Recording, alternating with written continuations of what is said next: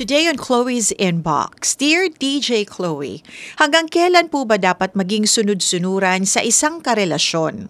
Sa tuwing hindi ko nagagawa ang gusto niya, ay palagi niya lang sinasabing mawawala siya sa buhay ko. Letter sender, Alan. Hi, Alan. Alam mo, ang bigat ng dinadala mo ha at gusto kong sabihin sa'yo, hindi lang naman ikaw naka-experience ng ganyan. Okay? Hindi ka nag-iisa dyan. So, let me just say this clearly and with so much care. You know, love should never feel like a threat. Love is not a ransom, okay? Kapag may isang taong sinasabing, mawawala ako kung hindi mo ako susundin, hindi na yun pag-ibig, ang tawag doon emotional blackmailing.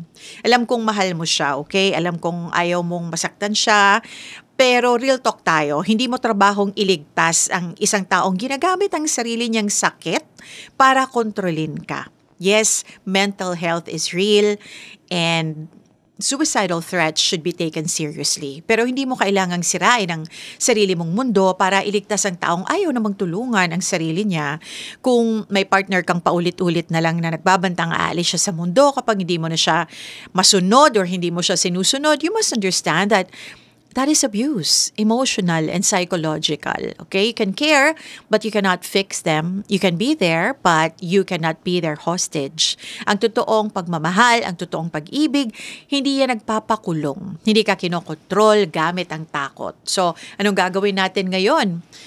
Aba, mag-set tayo ng loving boundary. Sabihin mong handa kang makinig pero hindi mo kakayanin na gamitin niya ang buhay niya bilang pamalit sa pagsunod mo. Pangalawa, you can encourage professional help. Ito talaga yung dapat.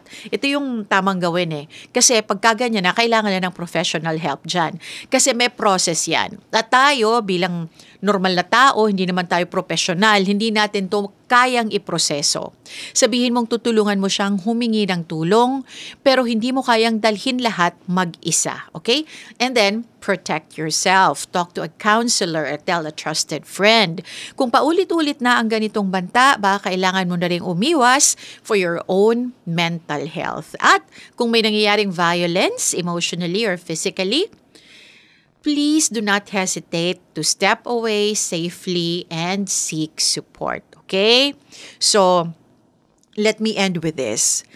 Mahal ka rin ng sarili mo. Hindi lang siya ang taong dapat mong alagaan, ikaw rin. So, you're worthy of a love that feels safe, a love that uplifts, not manipulates, and a love that gives you freedom and not fear. At kung walang ibang nagsasabi nito sa'yo, ako na magsasabi sa'yo.